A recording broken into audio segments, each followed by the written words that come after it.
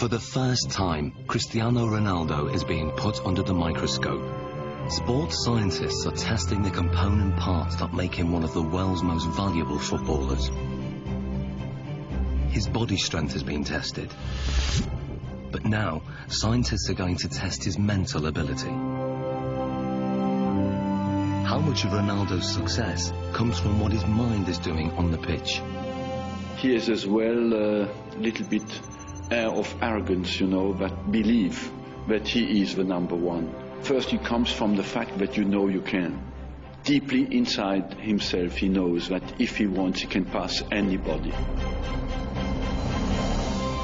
If you are strong mentally, the quality is coming natural. So I always try to be focused in my game, and my mental is quite good.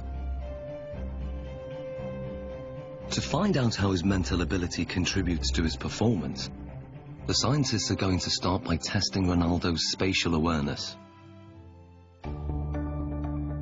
They're fitting him with these state-of-the-art eye trackers that will reveal exactly what he looks at when he plays. Okay, left one. They are operated by equipment specialist John Ward. And up to the top. Perfect. That's good. And running this test is sports psychologist Zoe Wimshurst. With Ronaldo, he's going to be using all of his senses pretty much while he's playing. Probably around between 80 and 90% of the information that he's taking in will be coming through his eyes. During this test, Ronaldo is going to try to stop Andy taking possession of the ball, and the technology will reveal how he does it. So John, the eye tracker, explain to us exactly how this works. Okay, so you're both wearing equipment where we have a camera looking at the eye, Yep. and it uses infrared light to reflect from the eye. This picks up an image, and we have a camera at the front here that looks at what you're seeing, so yourself and Cristiano. The software will then match those two together. We'll see exactly what you guys are looking at. Fantastic, let's do this thing. Okay, let's see if you can keep that ball 5 seconds away from me. Play.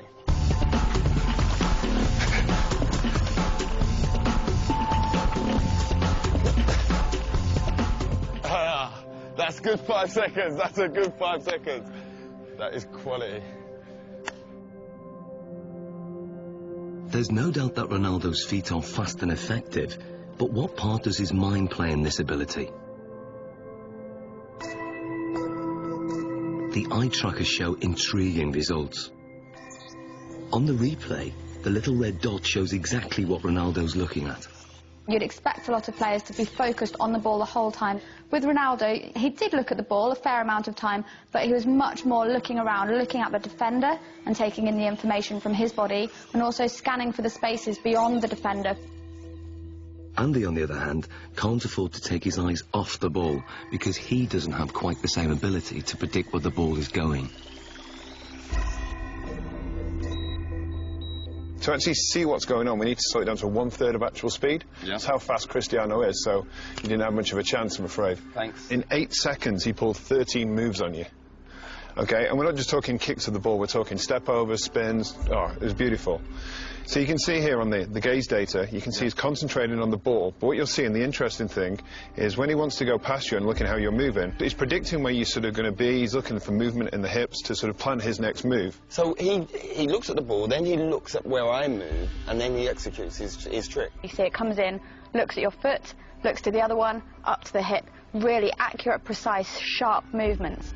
And then when we look to watching you, you're mostly trying to follow the ball, which means you're only ever going to be able to react to where the ball is moving rather than anticipate in advance anything that he's going to do. So you're always going to be that one step behind.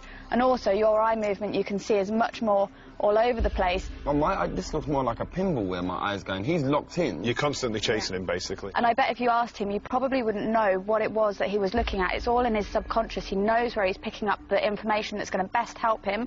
And without even thinking about it, he's looking for those angles of your hips, your knee and your foot. And obviously it's working pretty well for him. So that's just second nature to him? Yeah. Ronaldo's subconscious ability has come from thousands of hours of practice, which have filled his mind with so many permutations of the game to tap into, that when it comes to match play, he has an uncanny ability to perform without having to think or even look at the ball.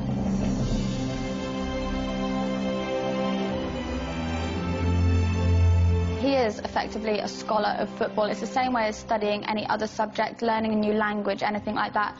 You build up experience, you learn the basic rules of grammar in the different words that are available to you. So in football terms, that's going to be the skills, then putting them into a match situation. And so as you become more fluent in the language, you don't need to think about it as much.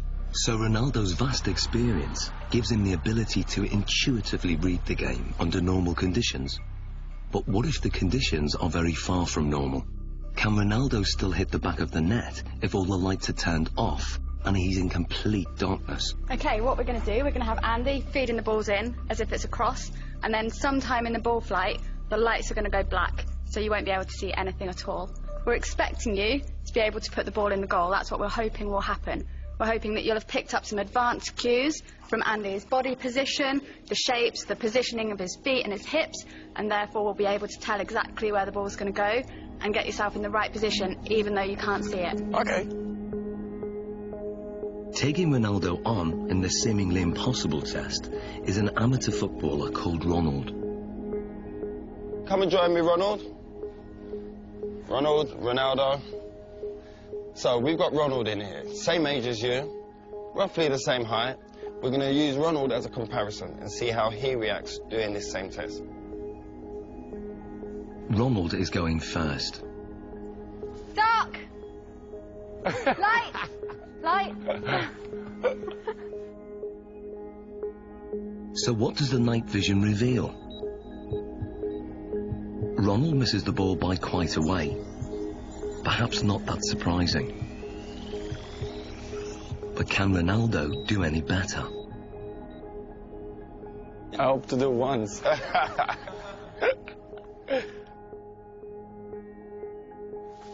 Dark!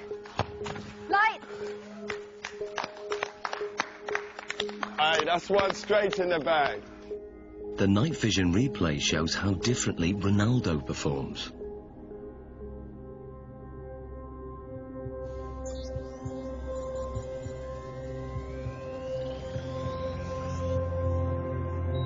To confirm that wasn't just luck, another attempt. Dark! Light! Love that. Be careful. And the replay?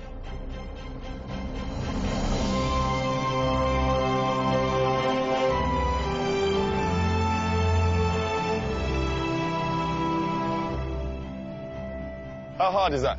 It's difficult because it's changed a lot. Yeah. Because you are focusing on the ball, and after non-light, you have to try to memorize the ball. Human reaction time is about 200 milliseconds, and by 500 milliseconds, Ronaldo's subconscious has interpreted Andy's body language, worked out which direction the ball will go in, calculated its speed and trajectory, and then programmed his body to reach it at the optimum moment. Love that. It's almost as if they're doing maths in their head, even though they wouldn't be able to describe it to you. You could see from their performance that Ronaldo saw the first part of the ball flight information. He'd picked up information from Andy kicking the ball and was able to move his body into the correct position. This is because he's processed the information, he has experience of where the ball is likely to go, he's able to analyse all that as it's coming towards him and therefore connect successfully with the ball. Love that. Ronald, on the other hand, doesn't have this same level of experience. He would have watched the ball flight. It's likely that he will just have had his eyes on the ball instead of picking up any information from Andy himself. And then when the lights go down and it's black, he's kind of stranded in no man's land a little bit and just has to do his best to react, but is naturally going to struggle with that. So far, the lights have been shut off when the ball is in midair. But now, the lights will be turned off just at the moment Andy kicks it. Can Ronaldo score with only Andy's body language to go on? Here you go, we'll get one. We good? Yeah, good. Okay, Ronaldo. Dark.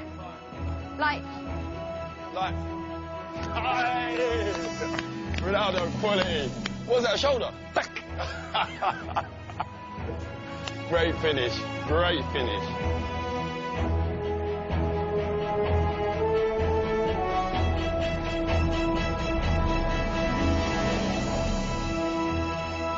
That was a great finish. This is great, because I imagine the ball is coming. I scared to go with the face, so I go with half chest, half shoulder, and then put the ball inside. Quality. Great finish.